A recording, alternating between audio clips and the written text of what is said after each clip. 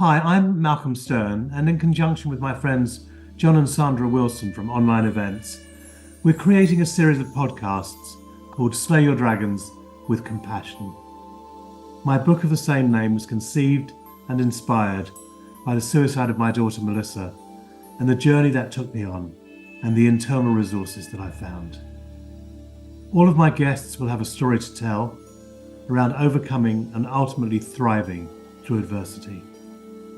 Special thanks to the band Stairway, Jim McCarty and Louis Chinamo, for the use of theme music from their album Medicine Dance, and my engineer Owen Santiago. I hope you enjoy this series, and thanks for listening. So, welcome to my podcast, Slay Your Dragons with Compassion, which I do in conjunction with Online Events and John and Sandra Wilson.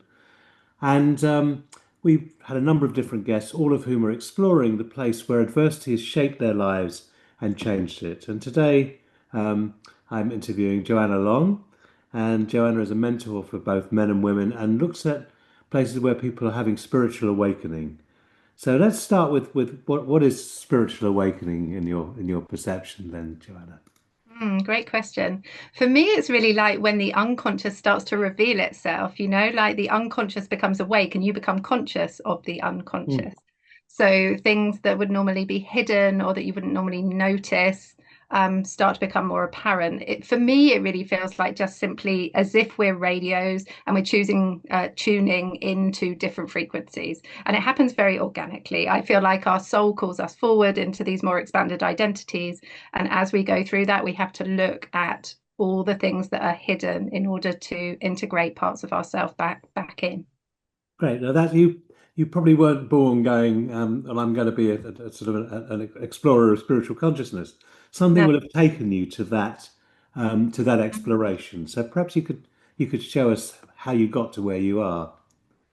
Well, I was always intuitive. I always had this kind of easy access, I would say, to like a sixth sense or the sixth sense. Although I think actually now I have the sense that we have many more senses beyond that. But yeah, it was always kind of. I always had strong life force. I could see my grandmother after passing. I would have premonitions. And so there was always that kind of part of me that always felt very alive, actually, even from a child. And then when I was in my 30s, I'd been living abroad and I was called to go and live in Bali. And as soon as I lived there, I felt the earth activating me. It was so strong. It was like almost there was a cauldron underneath the earth. And it was actually really confronting to begin with. I was only there for a few weeks and I was immediately in a motorbike accident, and it just seemed to start to bring up stuff. It was like going all of these things that you thought you'd worked through or you had sorted. It was almost like everything I thought I knew became undone, and it felt like a stripping. So this was really the beginning for me. Uh, yeah, it was really like this extra sensory capacity was expanding without me doing anything, just by being on this particular part of the earth. And and then it sort of culminated towards the end of being in Bali, after about 2 years, where I had this huge earthquake kundalini activation. I think we all have these different stories of awakening and how we start to awaken. But for me, it felt quite dramatic. And I've been around the sort of the so-called New Age movement, it was called in the days Mm. when I was sort of first in it, Yeah, for a long time. And what I've seen is that there is a lot of spiritual bypasses. There are people who yeah. sort of take refuge in spirituality, and then there are Mm. people who actually inhabit their spirituality. Now, Yes. the reason I've asked you on the program today is because I believe you do inhabit your spirituality. Mm. And so I wonder if you could open that up a little bit for us as well of what that means, to really be in touch with those realms, but not to be Mm. deluding yourself or Yeah. others. Well, yeah, I think it's really our mission to bring spirit down. I think often transcendence is thought about something that's like up or going out of the body. I hear lots of talk about astral projection and leaving your body, and people actually feeling quite uncomfortable in the density of their body. And I realized after, probably to begin with, it was for me all lights and runway. I thought this is easy. It was easy for me to drop into pure awareness. That's the easy part because it's all lights and runway. But then you realize as you're going through your life experience that there actually is no possibility to bypass because your nervous system is imprinted and you're sending out a signal from your unconscious. And this is the place out of which we're manifesting. So I literally was like, you can't do anything other than go into your shadow. And actually, I don't believe shadow is just negative. We have positive shadow as well. So we're being asked to like bring up all of the soul parts of ourselves that have been repressed to express it, but we're also having to look at all the lower vibrational things because otherwise they're just held in our body. So I just received the guidance really quite early on, probably about 8 years ago, like go into all of your fears, start looking at all of the things that you don't want to look at, anything that you would instinctively want to avoid, like really start to examine it, like from this place of just almost like observer. Once we take out this narrative of the shame around certain emotions or certain insecurities and we start to drop into this space of vulnerability, we're all human. The work really is to embrace our humanity as much as it is to acknowledge our eternal soul nature, I believe. Yeah. Let's take a look at vulnerability because I think that's actually a very key word in a lot of what I'm working with. Yeah. And often people avoid vulnerability because Mm. that feels like it's not weakness. You know that, and I know that. Yeah. But there is something about vulnerability that's naked, that Mm. isn't defended, and Yes. often life will bring us vulnerability. It will give us lessons that will whack us over the head somewhere. And I'm wondering what life has brought you. I hear the most about bike accident. Often this comes within relationships or comes within life circumstances that are unexpected, and we get Mm. a curved ball somewhere. What's Yeah. happened to you? I think everything's a curveball, honestly. Like, were you ever expecting anything? I think when we're in That's this true, yes. undefended state, actually, that's when life can kind of access us, really. When we're shielding in this kind of ego structure, like we're protecting off against. And I think there's a natural place for it as well. I think we have to feel strong to be vulnerable. Strangely, it's the big paradox. I mean, there are so many things that I could talk about, but I think so. Starting off in my 20s, I lost my father to lung cancer. So this was really a big place for me to start actually opening into my heart. It was really like this close confrontation with death and the loss of something that had always been such a firmament and a ground in my life.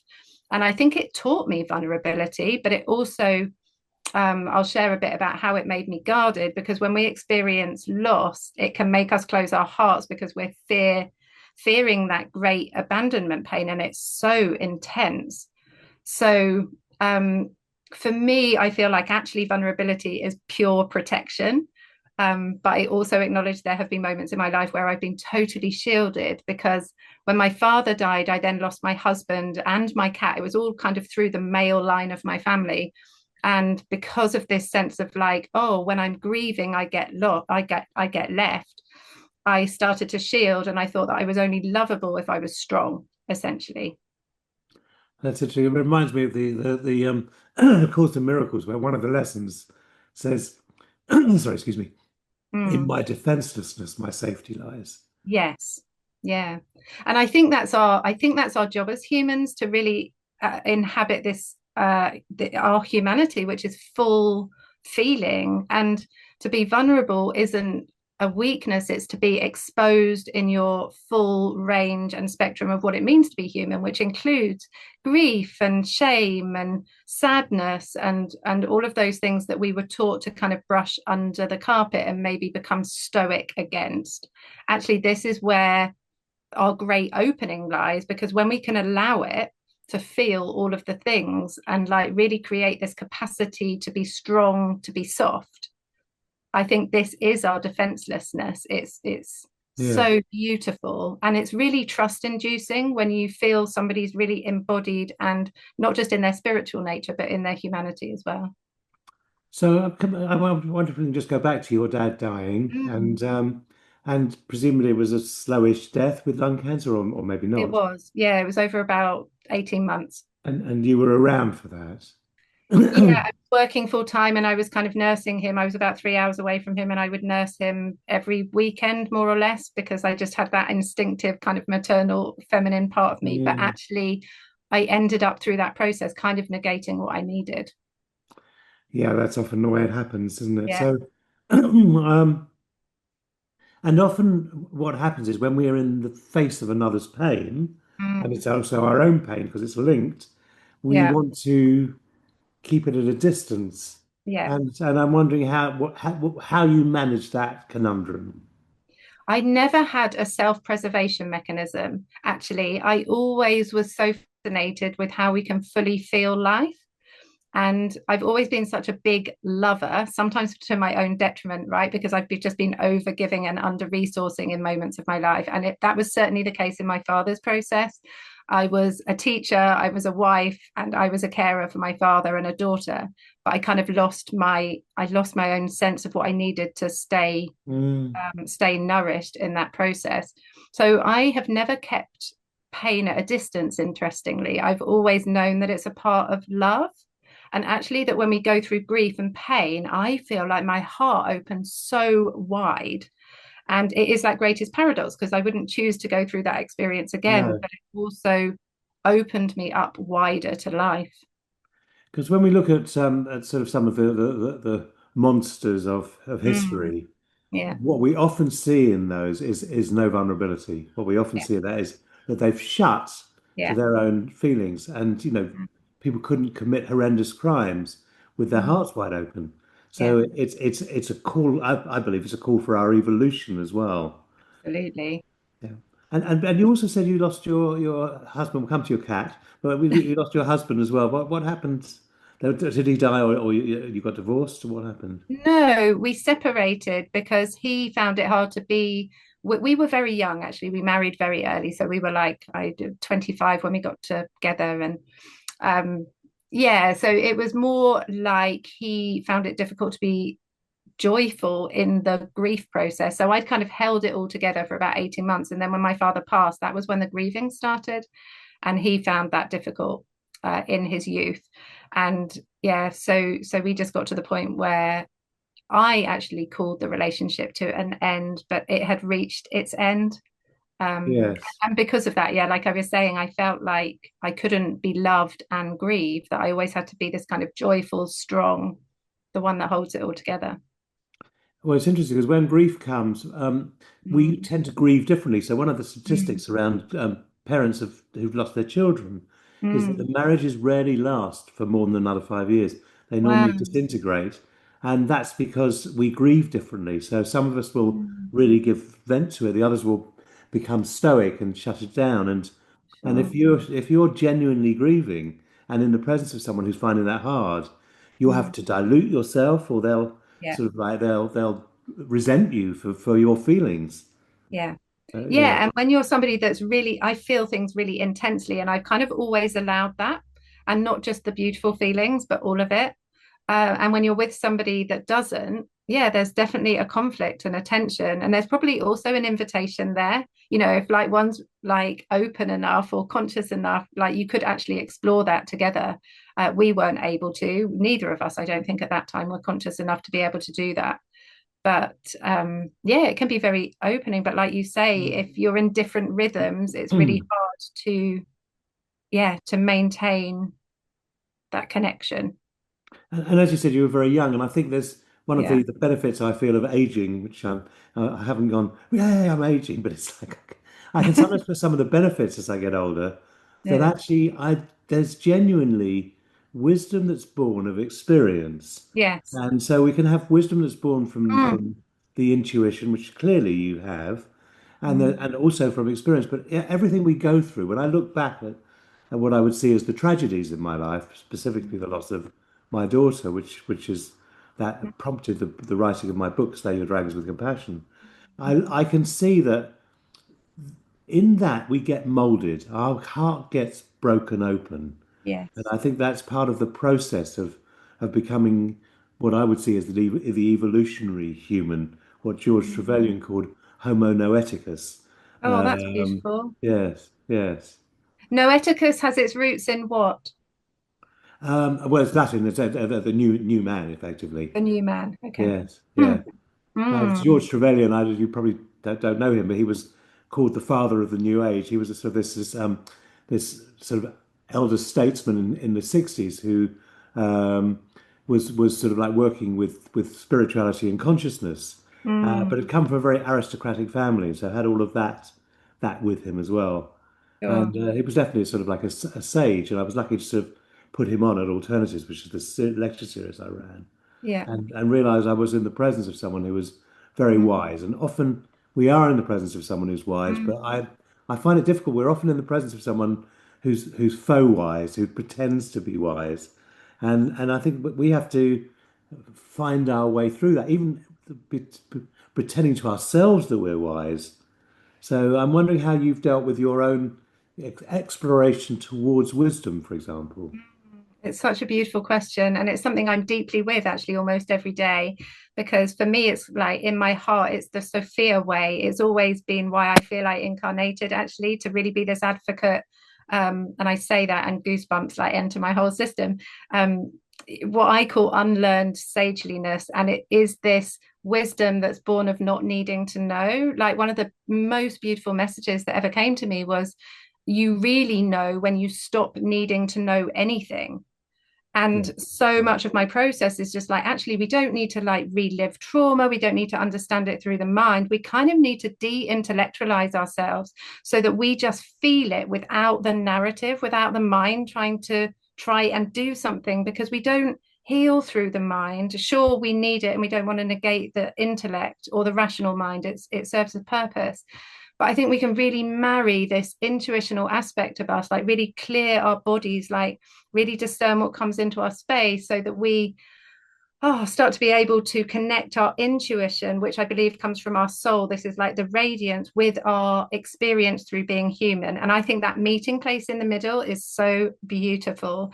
And so many of the women I speak to feel like they don't have the credentials to be able to speak direct truth through this very Gnostic way of knowing, which is like full feeling through the channel, from the field, just opening up into this right brain, intuitive, creative, feminine place and not having to justify that. I think it's really a deep healing of the feminine to trust in the way that we know in different ways beyond being taught or learning it.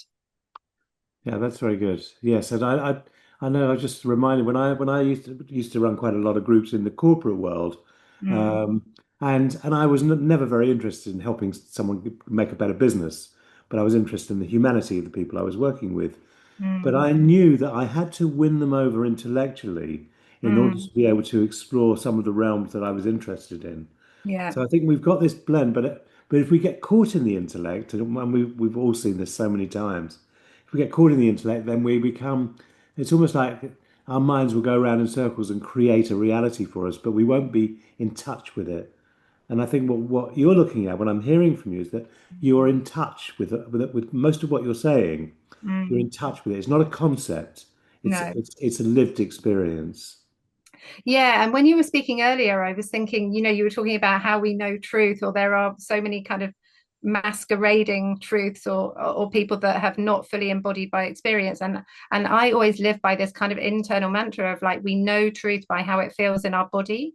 We can feel when we're close to the truth if we really Yes. let our body guide us, beyond reviews, beyond testimonials, we just feel people. Yes.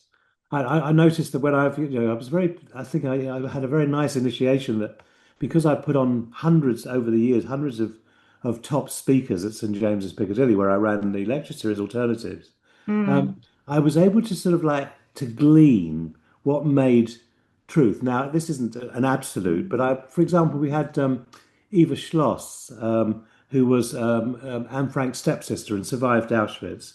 yeah. And she spoke, she was 90 years old when she spoke, and she was crystal clear because she had lived through something enormous, had Mm, suffered enormously, and her mm, words resonated. And I remember just being in awe of what she was able to bring through.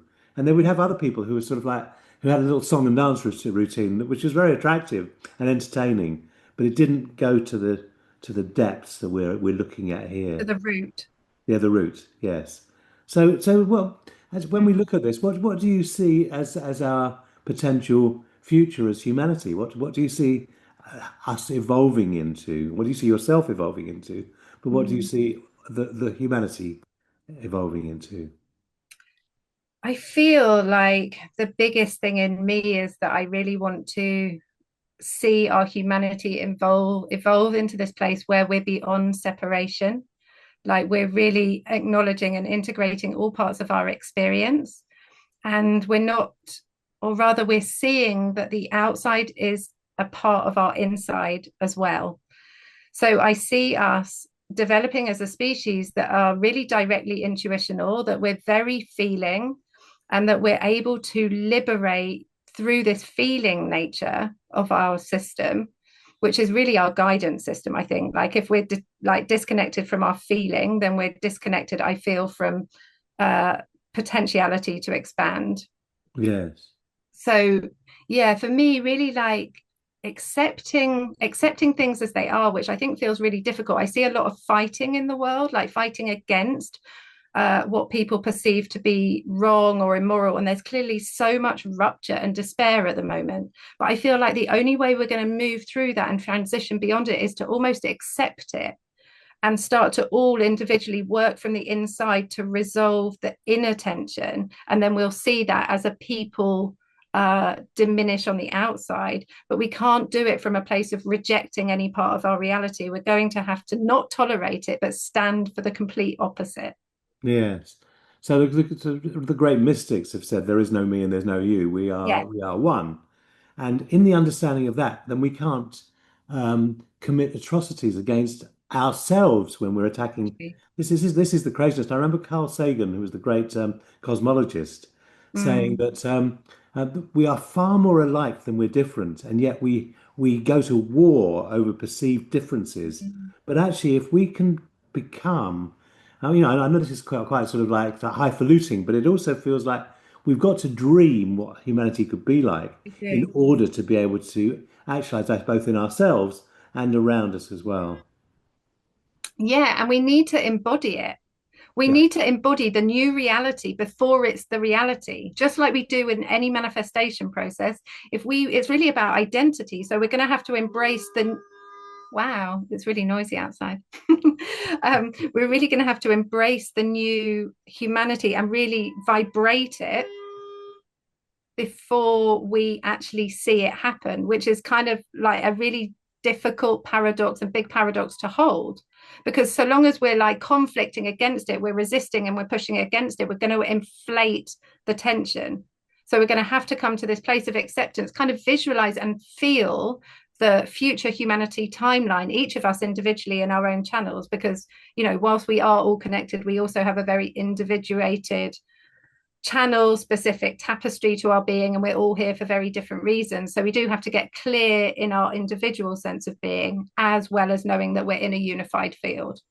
Yes, that's interesting because you're putting me in touch with some of my own sort of perceptions from my youth. Now, and I remember when I went to public school and then I became an accountant. And then I thought I'd taken a major leap to become an estate agent. And I Mm. remember when I dropped out of all that and was on a different quest, Yeah. my father saying to me, "Where's your ambition gone, son?" And actually, we often have ambitions to achieve something in the world, but I think the ambition now is to find consciousness in ourselves to help be a part of the evolutionary process, which is Yeah. happening all around us, whether we like it or not anyway. Yes. Yes, and I think it's for me, you know, we have these old concepts of what it means to work. And what we're being invited into, I believe, is this shift into being, our authentic nature, when we integrate all these parts of us and allow this expression that we've repressed to come out, just to be allowing of the creative force to literally speak and move through us, is going to be our greatest liberation. Um, yeah, I think it's about reframing. It's about being now. Our purpose is being, which feels effortless, but we've been taught struggle. So we really have to kind of reprogram. A lot of people say to me, oh, your vibe is kind of the ease vibe. And it is really because we don't have to force. Like I come through a Taoist among different lineages, but one of my lineages is the Taoist lineage, lots of ancient Chinese wisdom in my soul through experience. And it's really about forcelessness. Like I really think that we're building this intentionally gentle way of being where we're not like struggling, we're not like earning in the conventional sense, and we're really opening to this support of the universe and all of the energy through our relationships as well, to know that we're provided for and that it's safe to live in that authentic being. And of course, that sort of takes us to the place where we can see that actually life is about service. We're not here to aggrandize our individuality. Yeah. We're here to serve life. And I know Mm. when I've got in touch with that, because I don't want to get too much into the concept of it, but when I've got Mm. in touch with it, I found that well, Rabindranath Tagore said, "I slept and dreamt that life was joy. Mm. Woke and found that life was service.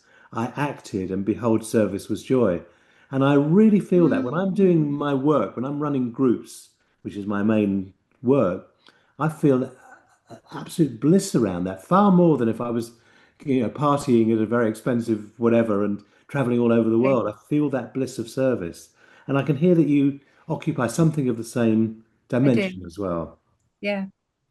I absolutely feel it. It's when I feel the most fulfillment, when I'm in togetherness, when we're finding this power in collectivity. And also, I realize in the group work that I do, when we're descending out of the mind.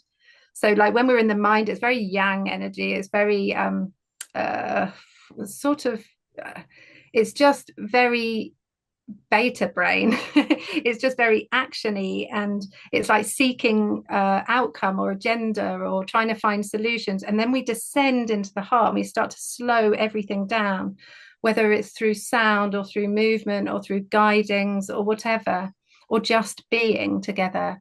And in that heart space, there is no judgment, there's only compassion, there's pure presence. We're never in the past, even though, I mean, there isn't a past, but it feels like behind. We're just purely where we are. We're not worried. The heart never worries. It can hold so much all at the same time. So I suppose going back to the humanity question, like if we can come into this heart space more and more, then we're going to find ourselves open to this flow of love, which I believe, like you say, comes through serving. Yeah. And it is a slow process, when Yeah. it's quite easy to sort of like, to live in a place like Tonnes, and I know you live near here as well, but it's quite Mm. easy to live here and sort of see this sort of like the bubble of sort of people who are sort of exploring consciousness, and there is a kindness in the general Yes. environment. But when I look at the news and see some of the terrible things that are happening, I Mm. realize we're a long way. Well, it's an interesting concept of long way or long time or whatever Yeah, else. it is. But there is a disparateness between the reality that we know is possible and that we would both endorse, Yeah, and the sort of the terrible barbarism that still exists on our planet. I know. Yeah, and how do we come to this place? I mean, I think I feel like I always want to come back to this acceptance piece, because I feel like people think that if they accept something as it is, it means they're agreeing with it.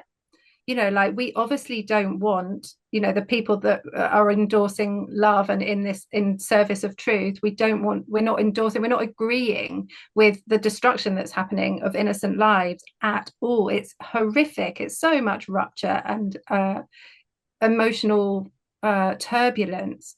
And I think collectively it's bringing a great grief, actually, especially to people that are very sensitive. But how do we come to this place where we accept it as it is and we start to embody the new way before it exists without rejecting what already is in our experience? Mm. You know what I mean? Yes, I do. I do. And I think that's the challenge that faces us as well of Yeah. actually being able to get out of the way and Yes. actually and I'm just reminded of Bob Dylan's song when he's, if you can't, the times they are changing. If you can't Yeah. get out of the way, I can't remember the exact words, then get out of the way if you can't accept what we're going through. And I think we are being educated by our experience, by life, by being on planet Earth for a temporal period of time. Yes. Yeah, and as you were saying that, I was thinking about how, even at the micro level in our relationships, we were talking a little bit earlier, weren't we, about fixing feelings. If something happens and we're considering it to be bad, we try and fix it and get rid of it, which just seems to make it worse and establish itself deeper. So how do we come to this place where we're allowing life to move through us and not trying to fix it, but trusting that a natural order is wanting to come through, and also sending all of our attention and energy towards standing and expressing and sharing, and exhibiting this love frequency that's going to dismantle, I believe, all the fear in the field. Yeah, it's funny because in my many decades of being a therapist, I have found that initially I was Yeah. very drawn to fixing, very Yes. drawn to sort of how can I help that person heal that wound or deal with this. And what I've learned is what I'm interested in now is Yes. being with whatever is Yes. there. Yeah. So we're coming towards the end of our very interesting dialogue. So thank you so much, Joanna. And I Mm, just want to check in with you. mm, The question I always ask at the end of these podcasts, which is, yeah. what is the particular dragon you've had to slay? And I know we talked about what was outside of here, Mm. slaying the dragons. But what's the particular hurdle you've had to overcome in order to be who you are or to become who you are wanting to be? Well, yeah, we spoke about the abandonment thing. That's been the biggest theme of my life, and really healing through that and regulating through that, and really allowing rupture and repair, and knowing that it's safe to feel again and to allow things to stay close. What I ended up believing was like what I love leaves. So I had to like restructure that into what I love is allowed to stay. So that, but also I think it's not so often talked about, like the dying of the identity of something that you've been for like a big part of your life. For me, I was in education teaching in a very non-spiritual, whatever, matrix kind of system. I mean, I think it's just one big matrix, but you know what I mean? That kind of still Yes. dysfunctional system rooted in patriarchal rigidity. And so, like, really dying to that and realizing that it's a deep grief process, like the Mm. ego wants to attach on to something that feels secure and steady. But when we're dying into this new human template, we're having to let go of all of those branches that the psyche held onto. So I think really acknowledging the process and the layers and the non-linearity of identity death, because we have to inhabit this new identity fully. I feel like our reality reflection is all to do with identity at a personal level and at a macro global humanity level as well. Mm. Yeah, that's lovely. And I'm reminded of the band Kansas, was the song All We Are Is Dust in the Wind. At Yeah. one level, we are the cosmos, at another level, we are nothingness. And Yeah. we're in that exploration together. And I really appreciate you coming on here and Mm. actually being able to have this dialogue, which I found really juicy and interesting as well. So Yeah, thank you thank so you. much, Joanna, for coming along here. And we'll be in touch. Yeah, it's lovely to talk to you. Thank you, Malcolm.